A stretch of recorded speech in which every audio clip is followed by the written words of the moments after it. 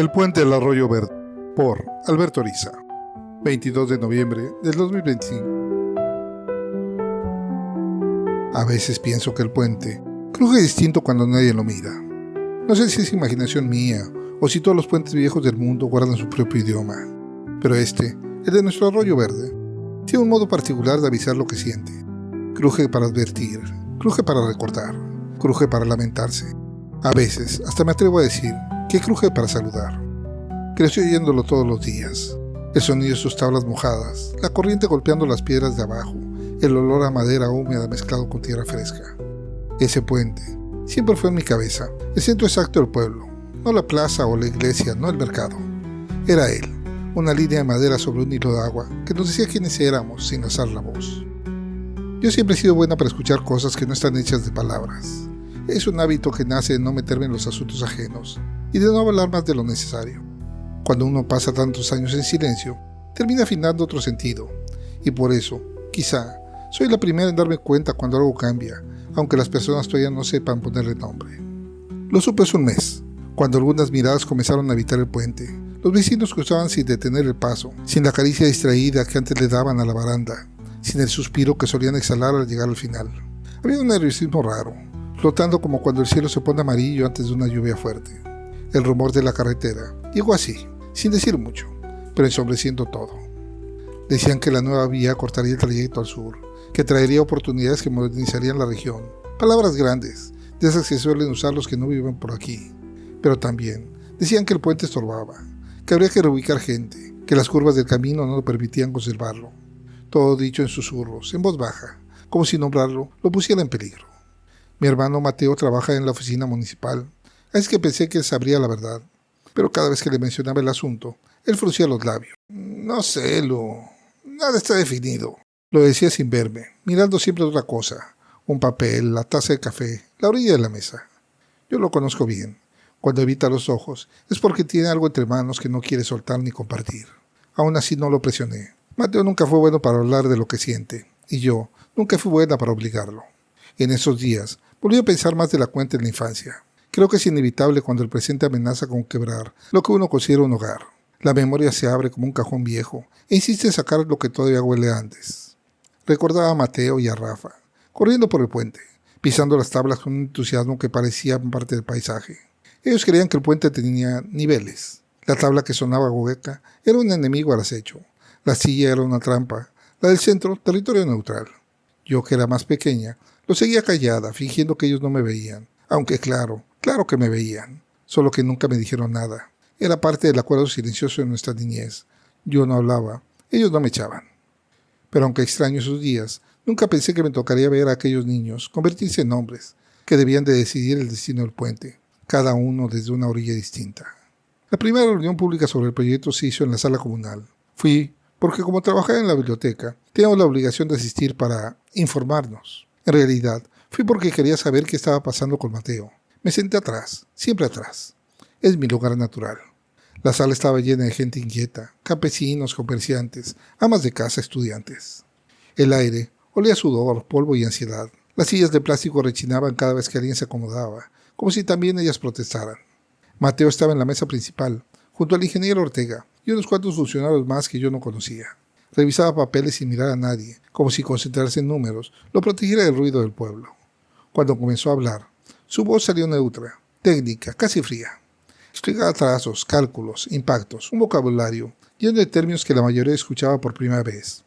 Yo no entendía ni la mitad, pero entendía su gesto, la mandíbula tensa, la respiración entrecortada. Mateo no quería estar ahí. Entonces, de pronto, un hombre se levantó desde la sección de la cooperativa campesina y pidió la palabra. Su voz sonaba firme, profunda, acostumbrada a trabajar al aire libre. Habló de derechos, de territorio, de memoria, de respeto. Sus palabras no eran rabiosas, pero sí contundentes.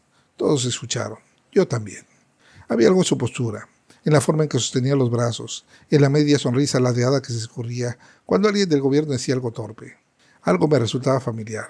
No supe por qué, pero me inclinaba en mi silla tratando de verle mejor el rostro. Mateo también lo miraba, aunque con otra expresión, una inquietud que no sabía de dónde venía. No lo supe esa noche. Lo supe en la reunión de la semana siguiente, cuando sus miradas se cruzaron otra vez, y esta vez se reconocieron. Fue un instante casi invisible para cualquiera, menos para mí. Mateo levanta por fin los ojos de sus papeles. El otro hombre, ese líder firme con voz de río y carácter de piedra, lo hizo al mismo tiempo. Fueron segundos, un pestañeo compartido, pero en ese pestañeo se rompieron 20 años de distancia. Yo los vi, lo juro, lo vi. Rafael Montoya, el mejor amigo de Mateo cuando eran niños, el dueño de la risa más absurda que he oído en mi vida, el constructor de laberintos de lodo bajo el puente, el mismo que una vez juró que podía hablar con peces, el mismo que una tarde sin querer me enseñó a nadar empujándome al agua y luego pidiéndome perdón como si hubiera roto una promesa. Él, nadie dijo su nombre en voz alta, pero la memoria hizo lo suyo. Rafa volvió a existir con una sola mirada. Y lo más extraño fue que tanto él como Mateo bajaron la mirada, como si esconder las repercusiones del pasado fuera parte del acuerdo. No sonrieron, no sintieron, no se saludaron, pero algo en ellos se acomodó, como quien encuentra una costura familiar en una prenda vieja. A partir de ese día, las reuniones cambiaron. Mateo siguió usando palabras técnicas, pero ahora elegía otras, más claras, más suaves, más útiles. Rafa seguía defendiendo al pueblo con firmeza, pero de pronto sus ataques bajaron en tono. Hablaba con la fuerza de antes, sí, pero con estrategia. A veces, cuando alguien en su grupo se incendiaba demasiado, él hacía un gesto mínimo, una ceja levantada, un movimiento de hombros que lo calmaba. Yo veía eso y no podía evitar sonreír. Entre ellos dos, no en cuerpo, pero sí en espíritu, el mismo lenguaje silencioso que usaban de niños volvió a aparecer, como un reflejo que nunca habían perdido del todo. Algunos vecinos empezaron a murmurar que de pronto las cosas estaban cambiando, aunque nadie sabía decir por qué. Otros se quejaban de que los documentos cambiaban de orden, misteriosamente, o que nuevos datos aparecían como si hubieran estado ahí desde el principio. Yo sabía por qué, o al menos lo intuía. Mateo sembraba claridad desde dentro. Rafa sembraba calma desde fuera. Y juntos iban tejiendo algo parecido a una salida. Claro que no todo fue sencillo. Hubo una semana en que todo estuvo a punto de romperse. Un cálculo mal interpretado provocó un escándalo. Algunos de la cooperativa acusaron a Rafa de ablandarse. En la oficina municipal, Ortega prácticamente culpó a Mateo. Yo lo vi llegar a casa esa noche con los hombros caídos, como si trajera piedras colgando de cada uno. No dijo nada, yo tampoco, pero ambos sabíamos. Los días siguientes fueron tensos. El pueblo parecía respirarse torcido. Sin embargo, en una de las reuniones más complicadas, cuando todo parecía ido, observé una escena que me devolvió el aliento. Rafa se inclinó ligeramente hacia adelante. Mateo apretó un bolígrafo entre los dedos, y por una fracción de segundo, sus miradas se encontraron. Fue suficiente. Algo se acomodó otra vez, y sin decir palabra, siguieron. Poco a poco la gente empezó a hablar de otra alternativa. Una propuesta híbrida, nacida de quién sabe dónde. Yo sí sabía. Sabía que conservar el puente, modificar el trazo y habría nuevas oportunidades económicas sin desplazar a nadie. Nadie se atribuía a la idea, pero la idea estaba ahí. Convertirla en acuerdo era cuestión de tiempo. Finalmente llegó el día en que el pueblo votó. Yo estaba al fondo, como siempre. Observé que levantaban las manos tímidas, otras decididas. Observé a Mateo tomar nota con seriedad que apenas ocultaba la emoción. Observé a Rafa agachar la cabeza unos segundos, como si le diera gracias a alguien que solo él podía ver. Cuando anunciaron el resultado, no hubo celebración escandalosa. Hubo un suspiro colectivo, una especie de alivio compartido, que hizo parecer el salón más grande. Mateo salió por un lado, Rafa por el otro. Yo lo seguí a distancia. No se buscaron, pero caminaron hacia el arroyo, no rápido, no lento, como quien regresa a un lugar que pertenece sin necesidad de contárselo a nadie. El sol bajaba detrás de los cerros, pintando el agua de naranja. El puente crujió al recibir al primero que lo pisó, Mateo. Luego crujió de nuevo, más suave, cuando Rafa llegó del lado contrario. Yo me quedé a unos metros, casi escondida entre los árboles, como hacía cuando era niña. No quería interferir, no tenía derecho. Era su momento, no el mío. Ellos se detuvieron bajo la parte central del puente, donde siempre jugaban. No se abrazaron, no se dieron la mano. Solo se quedaron ahí, uno frente al otro respirando el mismo aire. Rafa fue el primero en hablar. «Sigues apretando la mandíbula cuando estás nervioso», dijo como si comentara el clima. Mateo soltó una carcajada suave, breve, que llevaba años guardado. «Y tú sigues diciendo tonterías para evitar ponerte serio», respondió.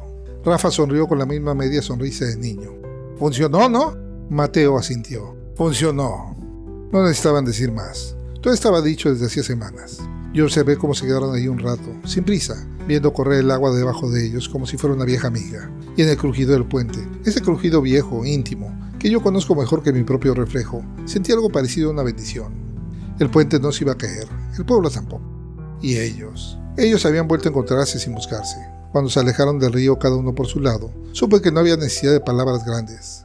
La amistad, cuando nace en la infancia, no necesita fuegos artificiales, solo pequeños gestos, silencios compartidos, miradas que aún reconocen la travesura del otro. Mientras caminaba, el puente detrás de ellos crujió una última vez. Un sonido viejo, cálido, casi alegre. Yo lo escuché y entendí que estaba diciendo gracias. Grabado en Cancún, Quintana Roo, el sábado 22 de noviembre del 2025. Todos los derechos reservados a favor de Alberto Ariza.